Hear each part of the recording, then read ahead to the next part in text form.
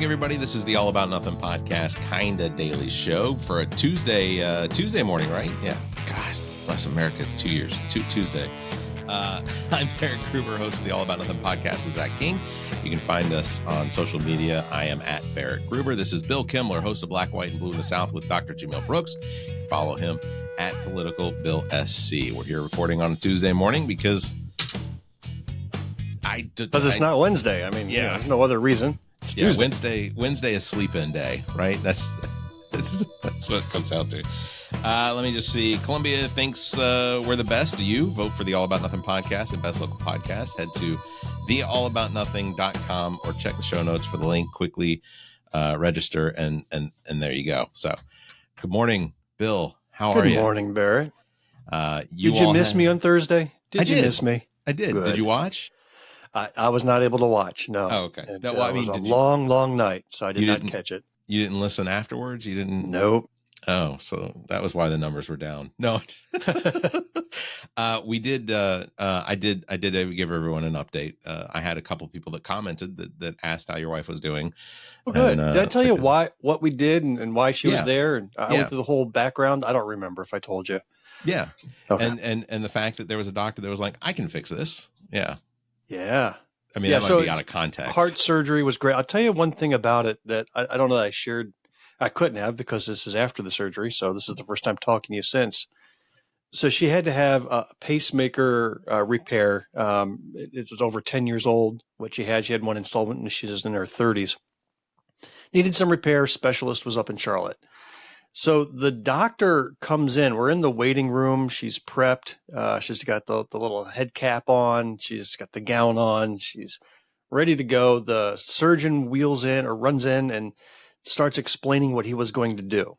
And very confident, he went over all of the possible complications that could result. He was very honest, forthright, but said it was very routine, 1 in 100 chance of anything going wrong. Then he starts sketching something on the board, like there's a dry erase board there. And it looked like it was her ovaries that he was drawing, and he was sketching things out. And I was like, well, you're the doctor. Maybe you know where the body parts are better than I do. But they did everything up through the arteries in the groin, and then that's where they do the surgery from.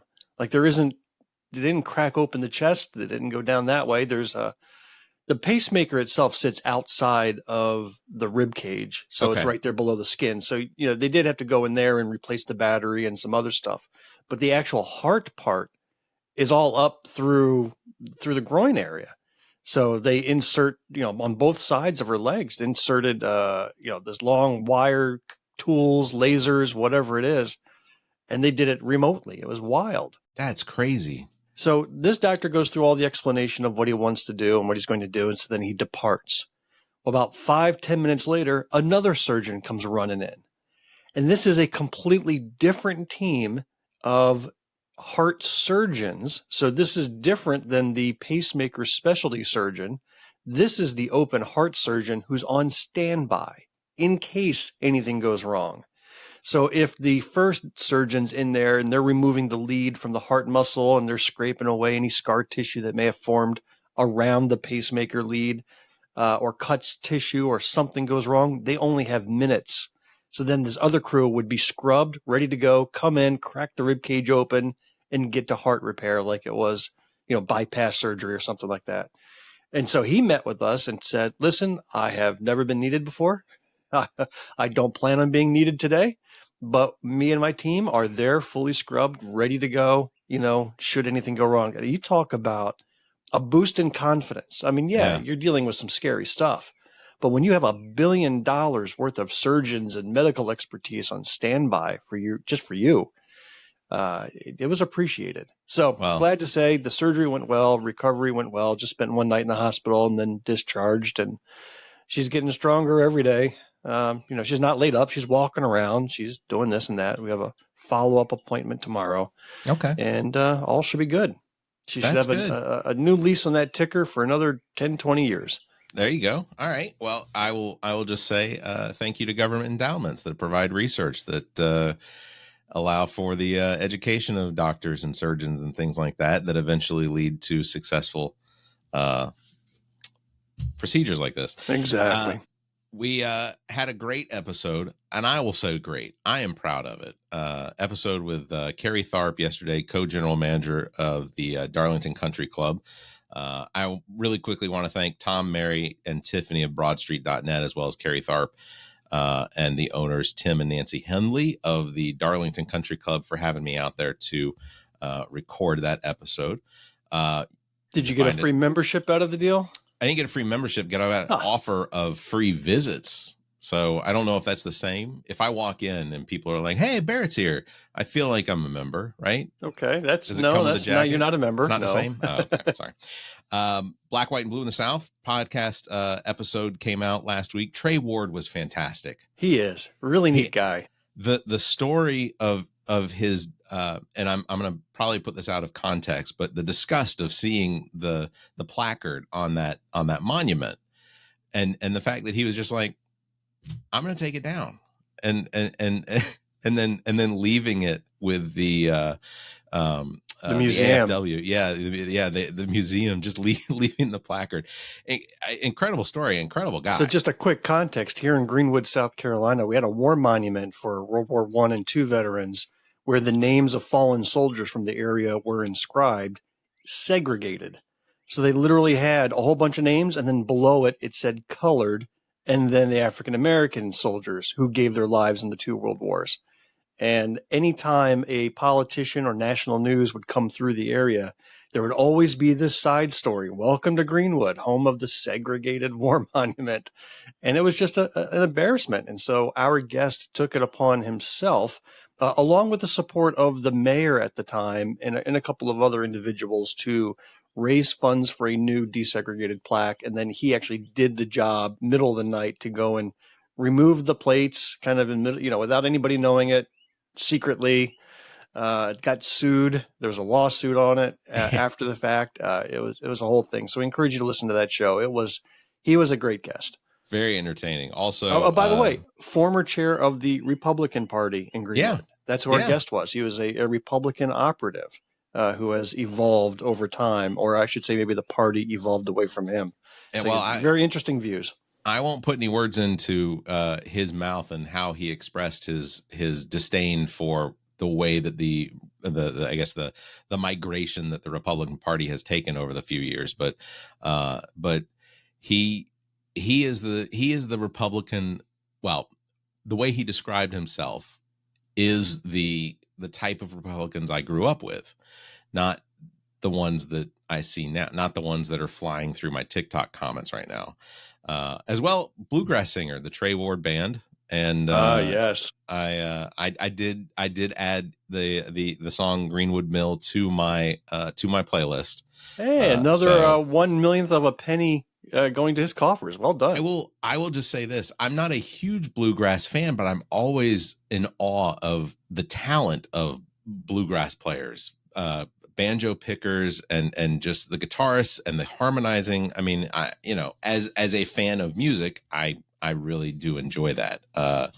So it was really cool to see. Also, Welcome to Wonderland interview with Preach Jacobs that came out last week. And Politically Speaking did a breakdown of the South Carolina Democratic Party 2025 convention, which was entertaining. If they are listening to this in any fashion, I was not able to go to the convention this year. First time in many years, I was not able to go because of my daughter's wedding.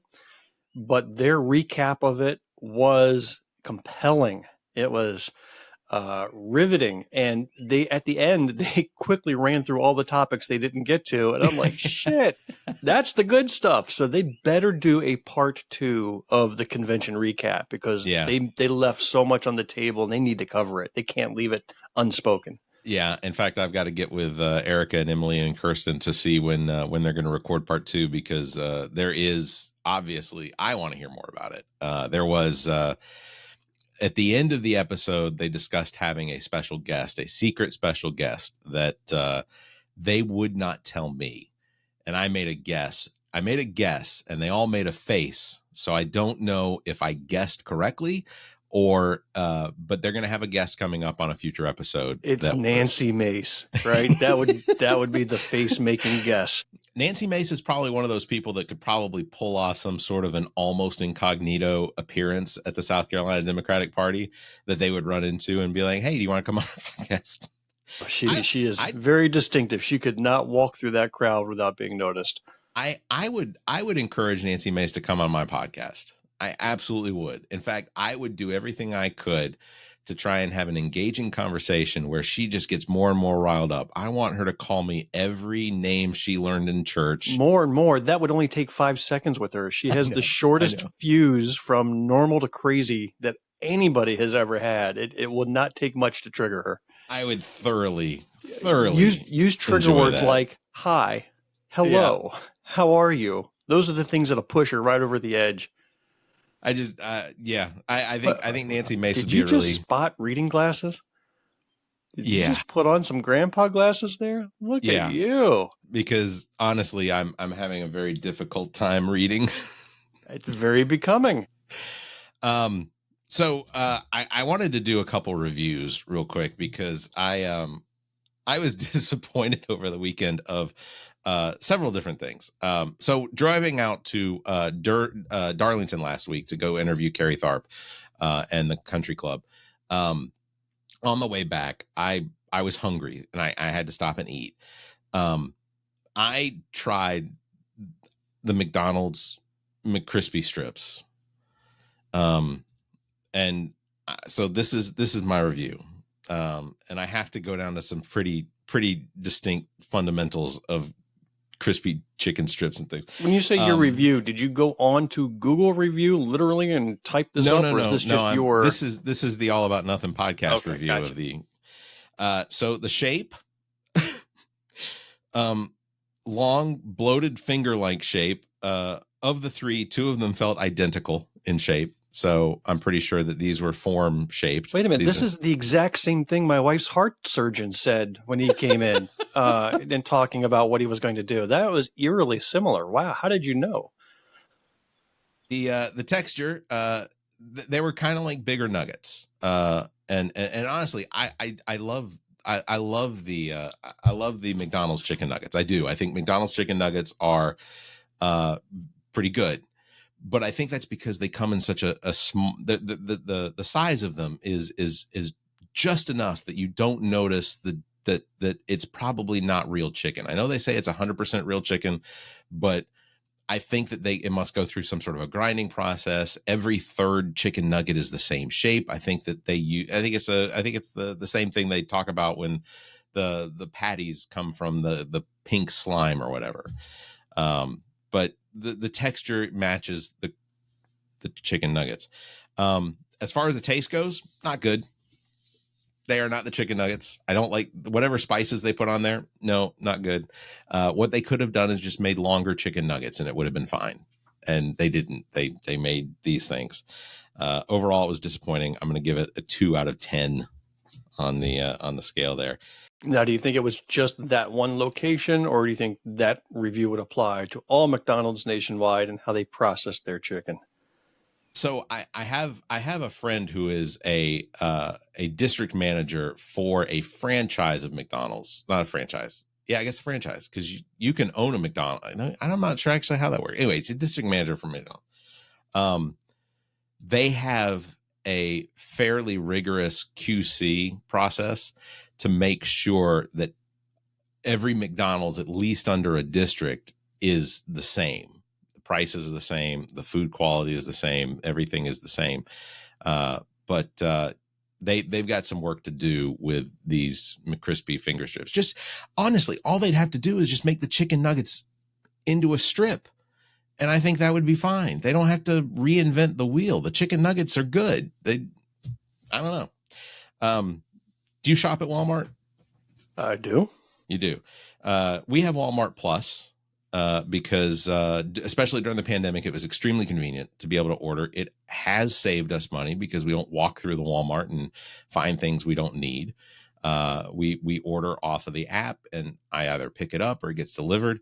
But one of the things I've noticed about our Walmart pickup orders lately and deliveries is that there are substitutions to them that don't make a whole lot of sense. We ordered 1.5 dozen eggs one time, and they substituted with 2.5 eggs. So literally it was a 1.5 pack, two 1.5 dozen packs that were, I guess, taped together was what they were going to substitute it with. I have learned that if I just, in those substitutions, if I just go into the store, the likelihood is I will find the items that they are trying to substitute for. So like this weekend, my daughters and wife needed some feminine products. I canceled that substitution that they substituted with because they substituted it with a name brand, which was 4 times the cost of what they normally get. Went into the store, walked right up to the aisle, found exactly what we had ordered what we'd put on our order that had been substituted. And I think, and I'm not a conspiracy theorist normally, but I think that they're doing this on purpose. I think that on some items, some of the items that you would normally potentially just go, yeah, well, I need it. So if they're substituting it, then I need it. So I'm curious, when you're sitting down and you're thinking about today's show and LA is on fire and the federal government has sent troops in to invade a state and dismiss their sovereignty, and you come out of the gate swinging with chicken nuggets and Walmart orders, I'm impressed. I am a people pleaser. Honestly, I was going to keep going until you slammed in there. I feel like this show has been substituted with something. Okay. Yeah, I was discussing I was discussing some of that earlier when I was live on TikTok getting set up, and I am dumbfounded, and not to take away from this, but I am dumbfounded by the number of people that still will watch the news or will watch TikToks or Instagram lives and see exactly what's going on. See, on the ground, not necessarily professional reporting, but actual like live scenes of what they're seeing, and still have this belief that it's all orchestrated, that it's pretend, it's fake, that these are actors that are out there trying to make it look worse than it is. And what I'm trying to say is that there are individuals that will not research why these people are out there protesting. They think that they're just out there because they don't like Donald Trump, and that isn't the case. ICE is legitimately kidnapping people. There is no due process. There is no investigation into anyone. There was a story late last night about a woman, her child, and her mother that were taken into custody and detained by ICE merely because they were speaking Spanish. Over in New York City, they got a recording of a woman who was kidnapped by ICE, thrown in the back of a car. She was a tourist from Chile. And she was there with her husband and 12-year-old daughter. She was taken off the streets. Daughter's crying her head out. The husband's trying to get to his wife and was being held back by the overwhelming police force that was there for this one woman. The woman was released 8 hours later when they realized they had made the mistake and had just grabbed somebody who was a legit tourist. But that's where this group is. I mean, you hear the battle cry of, well, Democrats are supporting criminals, violent criminals. That's who they're on. But now you can see that ICE, you can see that Trump, you can see that the supporters just view anybody who speaks Spanish and has automatically assumed you are a criminal. We've seen this coloring of an entire people before throughout history. It does not end well for the oppressing group. It's not going to end well here either. You want to make that argument, then what you do is you use the laws that this country was built on. You go through due process. You don't convict somebody just because they're speaking Spanish. And if you make a mistake, man, there better be some big restitution. You get jailed for 8 hours on a nothing charge just because you look the way you look or you speak the way you speak. That is not this country. That's a failed country. That is a failed state. And we've seen that throughout history. Yeah. I'm sorry. You got me riled up. No. You're, and rightfully so.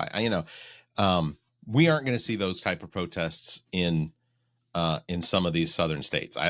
Although I could be completely wrong. I did Atlanta. Let me see. I saw a list of where these protests are now breaking out all over the country. Yeah, there's going to be one here on Saturday that I'll be at. So I encourage everybody to use your right to a voice and speak up and speak out. That's how we've dealt with issues like these over the decades in this country, and unfortunately, we have to continue it. Did you see where that lady who was one of the founders of Latinos for Trump, and they did side by side video. Video one was her practically being fondled by Donald Trump at one of his rallies. She's sitting there at the podium screaming his praise, and he's behind her, rubbing her shoulders and coming in really creepy like. And then another video right alongside of that is her today saying that he has betrayed her, he has betrayed them, that everything they're doing now is what he promised he would not be doing. So they're just getting the full Trump effect right now. And I hope it's not too late to do something about it, but people are starting to realize what they voted for. Yeah. The situation in Los Angeles, I always want to say I really hope that it doesn't turn into a riot. I hope it doesn't turn into the same sort of situation. But I'll be completely honest with you. How else do you? I'm not saying that violence is what needs to happen. If it does, it's only the result of the escalating tensions that are being created by the Trump administration and this continuing to pushing National Guard troops and now 700 Marines into the system. There wasn't violence before. Yeah. But once the National Guard starts launching rubber bullets and smoke gas and tear gas and things like that, people will fight back with whatever tools they have. That is just human nature. That is human history, regardless of what country and ideology you're in. When the oppressive regime, which, by the way, I thought the NRA was all about fighting against, that's why they're arming themselves to the teeth because of government interference and government violence. So here we're at it, and the people are pushing back. Then you got freaking a-holes like James Woods, right? You know that guy. He's an ultra right-wing wacko, former actor, and he's out there putting videos of cars on fire, saying, I don't want to hear about peaceful protests, when those are videos from many years ago. Yeah. That he's putting off as current. Yeah. It's insane. And that is, and I'm not saying, I know, having worked in the news media, I know that they will do things they will do things to try and make their video good enough to continue to have you watching through a commercial break. I get it. But blatantly sharing videos that are from decade ago, 2 decades ago, to try and just ramp up the anger. Okay. The reality is, yes, we do have people in this country who are here illegally, whether that is because there is the process has failed them as far as the immigration system has failed them.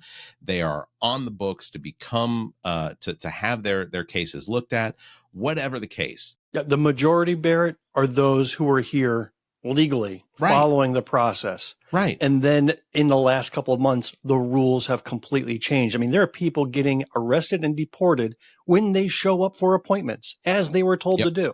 They were following the process. They go to court, they go to the office to fill out the paperwork or check in, and now they're treated as if they were murderers or rapists or other terrible criminals. They may have started with that excuse on day one. It quickly evolved to being anybody. And now it's driving all of them underground, has made the situation so much worse, so much worse. Yeah, it is a situation that is being completely amplified by the pride of a president who just cannot take any sort of criticism. Looking back at whether it was Biden or Obama or Bush or Clinton before him, or even H.W. Bush or Reagan, when they were criticized, I can't go back and see where they had such a temper tantrum of emotions and use that to basically just harm American citizens and now American citizens that voted for them. There are so many stories of people saying, they voted for Trump, but this isn't what they voted for. And I don't have the empathy to be the sympathy You hit to be it able right to on the go. head. There are thousands and tens of thousands of Trump voters who regret their vote. There is zero Kamala Harris voters who go, oh, wow, look, Trump's doing an awesome job. I really should have voted for him. There's zero. All right. This is not a two-way street. Support he's being left in the dust. Those that are sitting there constantly continuing their support, yeah, we see you. And no amount of evidence is going to change your mind. And then just kind of like the end of World War II, you couldn't find a single Nazi sympathizer in Germany. They were all just innocent victims there. Right. Yeah. Every last one of them. Especially the tens of thousands that we brought over to the United States and basically created our NASA system, our NASA program and things like that. So, but if not for them, where would we be without helium? Like the amount of research and whatnot that just propelled our the United parties, States our birthday forward. parties, our gender reveal parties, they would not be what they were today if it weren't for those German scientists. God bless them.